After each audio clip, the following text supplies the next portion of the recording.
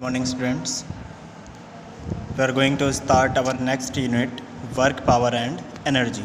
ठीक है बेटा, तो इसको ध्यान से समझिएगा, जहाँ से भी समझ में नहीं आता बताना आप लोग। यूनिट आपका ये फोर्थ है, ठीक है, यूनिट फोर्थ, और यूनिट नेम क्या है? वर्क पावर एंड एनर्जी, यही आपका चैप्टर नेम है। तो सबसे पहले हम जो चैप्टर नेम है उसी के सारे पॉइंट्स को एक्सप्लेन कर लेते हैं। वर्क पावर और एनर्जी को, तीनों पॉइंट्स को डिस्कस कर लेते हैं।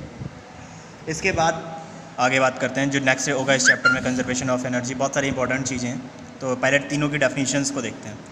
वर्क डन, सिंपल सी चीज़, हम इतना समझते हैं बेटा, अगर आपने बाई फोर्स, वर्क डन को समझने के लिए सिर्फ एक चीज़ याद रखनी है, बाई फोर्स यानी एफ अप्लाई करने से किसी ऑब्जेक्ट में डिस्प्लेसमेंट क्रिएट किया है। ये ए पॉइंट था, ये बी पॉइंट था। By applying force if we displaced any object by some distance, ठीक है, on applying force if we displaced any object by some distance, then it is known as the work done, represented by W, unit is joule and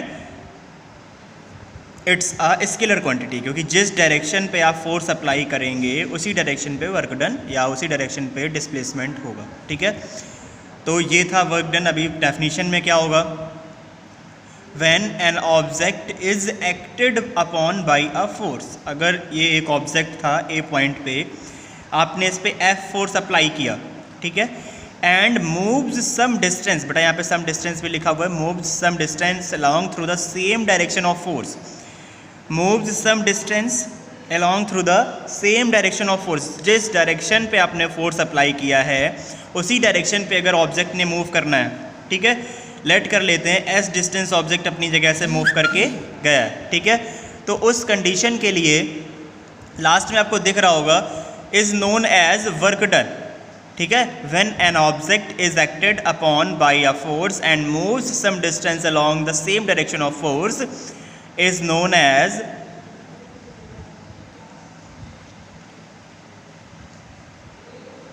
work done.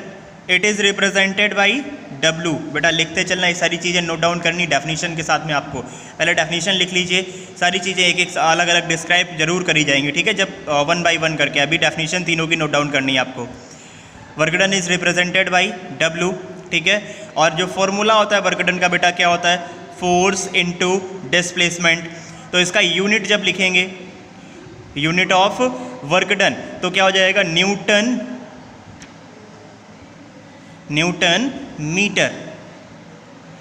Metre या फिर joule, क्योंकि energy जितनी reduce करते जाएंगे, जितना आप work done करेंगे उतनी एनर्जी क्या करेंगे? सेम अमाउंट ऑफ एनर्जी आप रिड्यूस करते जाएंगे, ठीक है। तो यूनिट या तो न्यूटन मीटर लिख सकते हैं, जूल लिख सकते हैं। Formula W equal F into S हो जाएगा। W से रिप्रेजेंट करते हैं, और ये आपकी हमेशा स्केलर क्वांटिटी होती है, ठीक है, always with the scalar quantity. Work done is always with the scalar quantity. जहाँ से भी बेटा क्लियर नहीं हो आप लोग बताइएगा, ठीक है। तो सिंपल सा, जब भी आपको वर्क डन डेफिनेशन लिखनी हो तो आप इतना सब कुछ लिखेंगे कि when an object is acted upon by a force and moves some distance along through the same direction of force, then it is known as the work done, represented by W, it's a scalar quantity. Formula होगा बेटा आपका W equal F into S, unit क्या हो जाएगा? Newton metre और joule. इतना तब आपको लिखना जब डेफिनेशन लिखनी हो। लेकिन अगर एट रैंडम कोई वर्क पूछता है व्हाट इज वर्क डन, तो एक फोर्स, ठीक है, एंड फोर्स या a force by which we displaced any object by some distance is known as work done, ठीक है। On applying force if we displace some object या any object by some distance, on applying force if we displace any object by some distance, then it is known as the work done, or the scalar product of force and displacement। बहुत आसान सी definition ये लिख सकते हैं आप, the scalar product of force and displacement is known as the work done, ठीक है। अब पावर पे आते हैं। The rate of doing work is known as the power, ठीक है बेटा।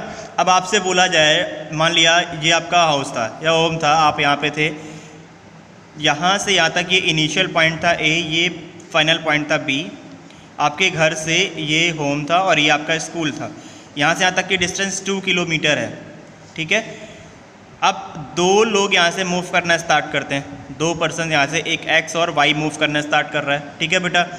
अब एक्स ए पॉइंट से बी पॉइंट तक जाने के लिए सिर्फ 1 आवर कंसीडर करता है और बाई फुट मूव कर रहे हैं, ठीक है बेटा। तो पैदल जब आप जा रहे हैं यहाँ से यहाँ तक, तो ए पॉइंट से बी पॉइंट तक जाने के लिए एक्स को टाइम लगता है 1 आवर और वाई को टाइम लग जाता है 3 आवर्स, ठीक है। 2 किलोमीटर की डिस्टेंस 1 आवर में कवर कर रहा है और वही जो वाई था वो 2 किलोमीटर की डिस्टेंस आपकी 3 आवर्स में कवर कर रहा था, ठीक है। तो मोर पावरफुल कौन हो जाएगा? एक्स, बिकॉज वो कम समय में ज़्यादा वर्क कर रहा है, यानी least time consume to do more work. जब कोई ऑब्जेक्ट थोड़े टाइम में बहुत ज़्यादा वर्क कर रहा होगा उसको क्या बोला जाएगा? More powerful. और लेस पावरफुल क्या आ जाएगा? ज़्यादा टाइम में कम काम कर रहा होगा। सिंपल सी चीज़ है। तो the rate of doing work is known as the power. More powerful होगा, कम टाइम में ज़्यादा वर्क करेगा। लेस पावरफुल होगा, बहुत ज़्यादा टाइम कंज्यूम कर जाएगा थोड़ा सा वर्क करने के लिए, ठीक है। इसके बाद अगर बात करते हैं एनर्जी की, बेटा अभी सिर्फ ये डिस्क्रिप्शन इसको बोल सकते हैं कि डेफिनेशन है एक तरीके से जो आपको लिखनी है, ठीक है। पावर को रिप्रेजेंट बेटा जब भी आप करने जाएंगे तो पावर आपका नॉर्मली पी से रिप्रेजेंट किया जाएगा। It is represented by P, ठीक है। और इसका फॉर्मूला क्या हो जाता है? Work done upon time. और वर्क डन का यूनिट क्या होता है? Newton metre. वर्क डन का जब आप यूनिट लिखते हैं तो क्या होता है? न्यूटन मीटर, और अपॉन में टाइम का यूनिट क्या हो जाएगा? सेकेंड। तो न्यूटन मीटर पर सेकेंड आप पावर का यूनिट लिख सकते हैं, ठीक है। जब भी आपको पावर का यूनिट की लिखना होगा तो क्या लिख सकते हैं? न्यूटन मीटर पर सेकेंड, सिंपल सा। और अगर इसका फॉर्मूला लिखना है तो वही आपका P equal W upon T हो जाएगा। रिप्रेजेंट P से करते हैं फॉर्मूला, और यूनिट क्या हो जाता है? न्यूटन मीटर पर सेकेंड, ठीक है। इसके बाद बेटा बात करते हैं एनर्जी की। तो व्हाट इज़ एनर्जी? सिंपल सी डेफिनेशन एनर्जी की भी लिखनी है। The capacity of doing work. Capacity और एबिलिटी भी लिख सकते हैं, कहीं कि बेटा एबिलिटी भी लिखा मिलेगा आपको। The capacity of doing work और ability of doing work is known as energy, known as capacity of doing work और ability of doing work is known as energy. बेटा एनर्जी के टाइप्स भी होते हैं, एक पोटेंशियल एनर्जी होती है, एक काइनेटिक एनर्जी होती है, ठीक है। तो एनर्जी भी आपकी कैसी क्वांटिटी होती है? Scalar quantity. यूनिट क्या हो जाता है बेटा? जूल, ठीक है। तो देख लीजिए, लिख देते हैं, इट्स यूनिट इज जूल, ठीक है। फिर it is a scalar quantity, ठीक है। डेफिनेशन, कैपेसिटी और ability of doing work is known as energy. Its unit is joule. It is the scalar quantity, ठीक है। यहाँ तक समझ में आता होगा। और जब भी एनर्जी का फॉर्मूला लिखने जाएंगे, जब आप काइनेटिक एनर्जी का, जब पोटेंशियल एनर्जी का लिखेंगे, आपकी एनर्जी कितने टाइप की होगी? देखो बेटा, एनर्जी आपकी 2 टाइप्स की होगी, पोटेंशियल और दूसरी क्या होती है?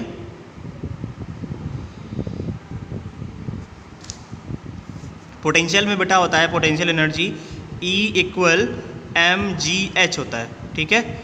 और ये काइनेटिक एनर्जी E इक्वल होता है 1/2 mv², ऐसे कुछ होता है, ठीक है। ये दोनों के फॉर्मूले हैं, ठीक है। अभी बेटा क्या करना है? सिर्फ टाइप समझते हैं। पोटेंशियल एनर्जी क्या होता है? किसी ऑब्जेक्ट की पोजीशन की वजह से, जो उसमें एनर्जी स्टोर्ड हो जाती है, वो एनर्जी कौन सी होती है?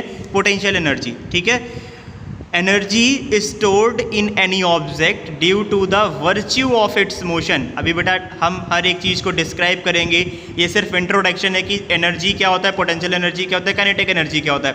अभी हर एक की डेफिनेशन लिख लिख के अलग अलग वीडियो में आपको सेंड करूँगा, ठीक है। तो अभी सिर्फ सुनना है। एनर्जी भी आपके 2 टाइप बताए गए थे, पोटेंशियल और काइनेटिक, ठीक है। अब क्या बोला जा रहा है? अगर ऑब्जेक्ट रेस्ट की पोजीशन पे, टेंड्स टू मूव की कंडीशन पे, बेटा जब भी पोटेंशियल एनर्जी की बात कर रहे होंगे तो ऑब्जेक्ट टेंड्स टू मूव की कंडीशन पे होगा, एक्चुअल मोशन परफॉर्म नहीं कर रहा होगा, ठीक है ना।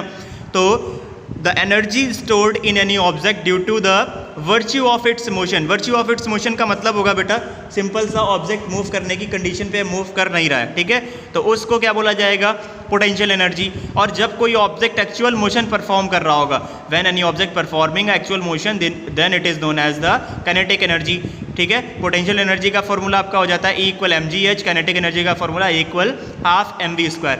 इसको यहाँ तक देखिए वीडियो, जहाँ से भी बेटा तीनों में दिक्कत हो दोबारा से पूछना, फिर से बताया जाएगा, ठीक है। इसके आगे हर एक चीज़ का जैसे वर्क डन है और जो भी वर्क डन में वर्क एनर्जी थ्योरम आएगा या फिर पावर आएगा, इसके बाद एनर्जी के टाइप सारी चीज़ें अलग अलग डिस्क्राइब करेंगे। ये चैप्टर का इंट्रोडक्टरी वीडियो था, इसको ध्यान से देखिए, अगर कोई प्रॉब्लम हो तो पूछ लेना आप लोग।